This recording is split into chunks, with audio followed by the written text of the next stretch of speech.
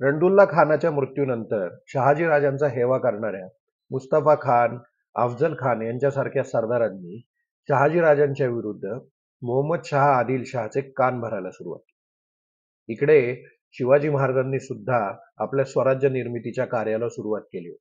तोरणा ताब्यात घेतल्यानंतर तोरणाच्या पूर्वेला असलेला मुरुंब देवाचा डोंगर ताब्यात घेऊन शिवाजी राजांनी राजगडाची बांधकाम सुरू केले. यातच 1647 मध्ये दादोजी कोंडदेवांच्या मृत्यूनंतर शिवाजी महाराजांनी कोंडाणा, शिरवळ, शिरवळचा कोट सुभान मंगळ हे आपल्या ताब्यात घेऊन जहागिरीचा खजिना सुद्धा ताब्यात घेतला. शिवभारतकार म्हणतो त्याप्रमाणे मोहम्मद शहाला आधीच असे वाटत होते की कर्नाटकातील सर्व सत्ताधीश त्याचा ताबा झुगारून शहाजी राजांच्या शिकवणीनेच त्यांच्या अंकित असल्यासारखे उघड बोलत आहे.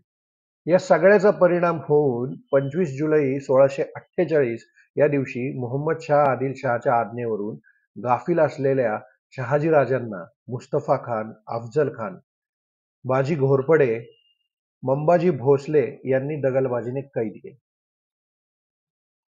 शहाजी राजांना कैद करून विजापूरला नेण्यात आले आणि संभाजी महाराजांच्या म्हणजे शिवाजी महाराजांच्या थोरल्या बंधूंवर बंगलोरास सैन्य पाठवण्यात आले. इकडे शिवाजी महाराजांचे पारिपत्य करण्यासाठी फतेखानाला 5,000ची फौज देऊन पुण्याकडे रवाना करण्यात आले. शिवाजी महाराजांच्या समोर आता दुहेरी संकट येऊन ठेपले होते. जर वडिलांना सोडवायला जावे तर आत्ताच नुकतेच जन्माला आलेले स्वराज्य संपवावे लागेल आणि जर स्वराज्य वाचवायला गेले तर महाराजांच्या म्हणजे शहाजी राजांच्या जीवाला धोका होऊ शकत होता. यावेळी शिवाजी महाराजांचे वय अवघे 18 वर्षाचे होते. परंतु एवढ्या छोट्या वयात सुद्धा अगदी मुरलेल्या राजकारण्यांना मात देईल अशी युक्ती शिवाजी महाराजांनी काढली. शिवाजी महाराजांनी मोगल शहाजादा मुराद बक्ष जो गुजरातचा सुभेदार होता त्याच्या मार्फत शहाजहानशी संधान बांधायला सुरुवात केली. शहाजहानला त्यांनी असे भासवले की शहाजी राजे आणि ते स्वतः मोगलांच्या दरबारात काम करू इच्छित आहेत आणि त्याचमुळे आदिलशहाने शहाजी राजांना पकडले आहे. हे करत असताना दुसरीकडे शत्रूला तोंड देण्यासाठी सुद्धा शिवाजी महाराज सज्ज होते. याच तयारीचा एक भाग म्हणून शिवाजी महाराजांनी स्वराज्याच्या सीमेवर असलेला पुरंदर हा किल्ला आपल्या ताब्यात आणला. पुरंदर किल्ल्यावरून ही लढाई लढावी असा शिवाजी महाराजांचा विचार होता. यामुळे स्वराज्याची नासाडी होणार नव्हती. शिवाजी महाराज पुरंदरवर आल्याची खबर मिळताच फतेखान सुद्धा कोंडाण्याचा मार्ग सोडून खळद बेलसर येथे सासवडच्या जवळ आपली छावणी करून थांबला आणि हाच परिसर स्वराज्याच्या पहिल्या लढाईची युद्धभूमी ठरला. नमस्कार, मी ऋषिकेश हेंद्रे. महाऋषिटेरियन टेल्स या माझ्या यूट्यूब चॅनलच्या माझे शिवराय या मालिकेतील 5व्या भागाच्या उत्तरार्धात आपले स्वागत आहे. या भागामध्ये आपण स्वराज्याच्या पहिल्या लढाईची माहिती घेणार आहोत. या लढाईची माहिती नीट समजून घेण्यासाठी आपण ही लढाई झाली त्या युद्धभूमीच्या भौगोलिक रचनेची माहिती करून घेऊया. हे इथे आपलं पुणे, इथे सिंहगड आपल्याला सगळ्यांना माहिती आहे. इथं राजगड, या इथे सासवड आहे. सासवडच्या जवळ पुरंदर आणि शिरवळ आणि शिरवळमध्येच सुभान मंगळ. पुणे सातारा रोड जो आपला हायवे आहे तो इकडून असा शिरवळवरून साताऱ्याकडे जातो आणि हडपसर मधून येणारा सासवडकडे मार्ग दिवे घाटातून हा इकडे येतो. तसेच सासवडवरून नारायणपूरच्या बाजूने कापूर होळच्या इथे एक रोड येतो. तो पुन्हा एकदा शिरवळच्या अलीकडे पुणे सातारा रोडला मिळतो. इथे पुढे जेजुरी आहे आणि सासवड आणि जेजुरी याच्या मध्ये हे बेलसर आहे. हीच ती लढाईची जागा. त्यावेळचं एक मोठं ठाणं म्हणजे सुपे हे इथे आणि बारामती इथे. शिवाजी महाराज राजगडावरून पुरंदरवर आल्यामुळे फतेखानाला सुद्धा कोंढाण्याकडे न जाता म्हणजे सिंहगडाकडे न जाता त्याला अलीकडेच म्हणजे शिरवळकडेच थांबावं लागलं. त्याशी सांगितल्याप्रमाणे फतेखान विजापूरवरून इंदापूर आणि इंदापूरवरून बारामती, बारामतीवरून जेजुरी आणि पुढे तो बेलसरला येऊन त्यांनी मुक्काम केला. बेलसरच्या आसपास त्यांनी आपली छावणी टाकली. त्यावेळी शिवाजी महाराज पुरंदरवर होते. खळद बेलसरची छावणी पूर्णपणे वसवल्यानंतर आपल्या सैन्याचा उत्साह वाढावा म्हणून फतेखानाने त्याच्या सरदार बाळाजी हैबतरावाला शिरवळचे ठाणे जिंकण्याला पाठवले. बाळाजी हैबतराव शिरवळला आला आणि जास्त प्रतिकार न करता शिवाजी महाराजांचे सैन्य तिकडून पळून गेले. हा एक योजनेचा भाग होता. फतेखान आणि त्याच्या सैन्याला बेसावध करण्यासाठी आणि त्याला आपल्या बळाची पूर्णपणे खात्री पटवून न देण्यासाठी हा केलेला एक छोटासा बनाव होता. शिरवळचे ठाणे इतक्या सहजपणे आपल्या कब्जात आल्यानंतर फतेखान आणि त्याचे सैन्य खूप गाफील झाले. बाळाजी हैबतरावाने आणि त्याच्या सैन्याने तिकडं विजय उत्सव साजरा करायला सुरुवात केली. इकडे खानही बेसावध झाला. मात्र त्याच रात्री सावध असलेल्या महाराजांनी अजिबात वेळ न दवडता गोदाजी जगताप, भीमाजी चोर, संभाजी काटे, शिवाजी इंगळे, भिकाजी बहिरोजी चोर यांना शिरवळची ठाणे आणि गडी ताब्यात घेण्यासाठी पाठवले. हे सर्व लोक पुरंदरच्या पासून शिरवळपाशी येऊन दबा धरून बसले. पहाटे शत्रू गाफील आहे असे पाहून त्यांनी गडीवर जोरात हल्ला चालवला. गडीला खूप मोठा खंदक नव्हता आणि त्याच्या तटाची उंची सुद्धा जास्त नव्हती. या सगळ्यांनी शिड्या लावून सरासर कोटावर चढायला सुरुवात केली. काही लोकांनी तर कोटाला खंटी लावायला सुरुवात केली. वरून बाळाजीचे सैन्य दगड आणि गोटे पलिते फेकून मारायला सुरुवात केली, परंतु त्यांना दात न देता बघता बघता मावळ्यांनी तटाला खिंडार पाडले.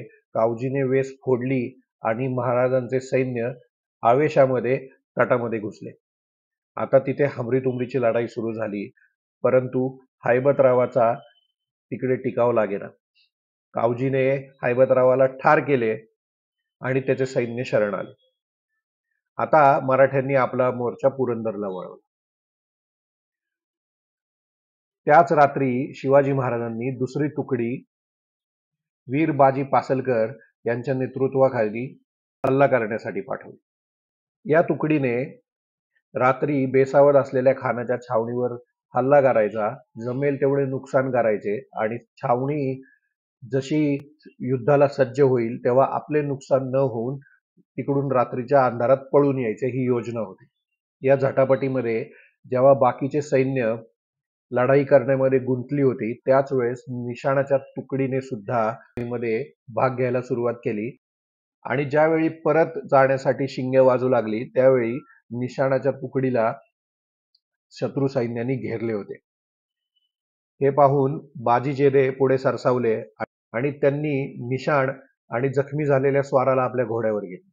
निशाणाच्या तुकडीला मागे सरकण्याचा हुकूम देऊन ती तुकडी तिथून सुरक्षित बाहेर पाडून सर्वजण गडावर परत आले. सैन्य गडावर परतल्यानंतर गडाचे दरवाजे बंद करण्यात आले. सर्व काही शिवाजी महाराजांच्या योजनेसारखे होत होते. फत्तेखानाला शिरवळ आणि बेलसर या दोन्ही ठिकाणी चांगलेच तडाखे बसले होते. या दोन्ही ठिकाणी तरुण शिवाजीने आपला पराभव केला या कल्पनेने संतापलेल्या फतेखानाने पुरंदरवर हमला केला. शिवाजी महाराजांनाच हेच अपेक्षित होते.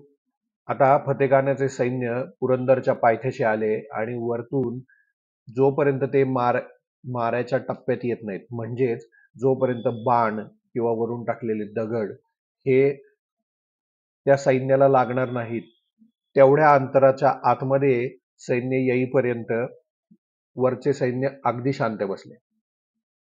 फत्तेखानाला असे वाटले की शिवाजी गाफील आहे आणि त्याच्यामुळे ते सगळेजण इकडून तिकडून किल्ले चढायला सुरुवात केली.